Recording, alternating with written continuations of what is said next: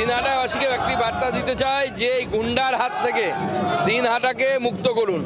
যে গুন্ডার হাতে দিনহাটা চলে গেছে বাই ইলেকশনে জোর করে জিতে, সেই দিনহাটাকে সেই গুন্ডার হাত থেকে আমাদেরকে মুক্ত করতে হবে। এই ধরনের একটি অসভ্য বিধায়ক দিনহাটাকে রিপ্রেজেন্ট করতে পারে না।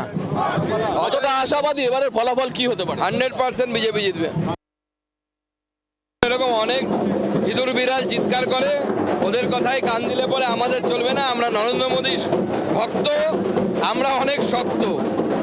অতএব উদয়ন গুহের মতো দু চারটে বিড়াল কি বলছে, ম্যাও করছে, ওই দিয়ে আমাদের কান দিয়ে লাভ নেই।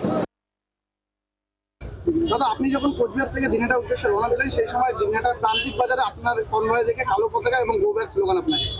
কালো পতাকা দেখতে পেলাম না, তৃণমূলের কয়েকটা পতাকা দেখতে পেয়েছিলাম। তো তৃণমূলের এমনি কালো পতাকা দরকার হয় না, তৃণমূলের নেতারা মুখে সামনে দাঁড়ালেই মুখ কালো তো সবার। পুলিশ সরে গেলে এদের গায়ে ইঁদুর, এদের এমন অবস্থা।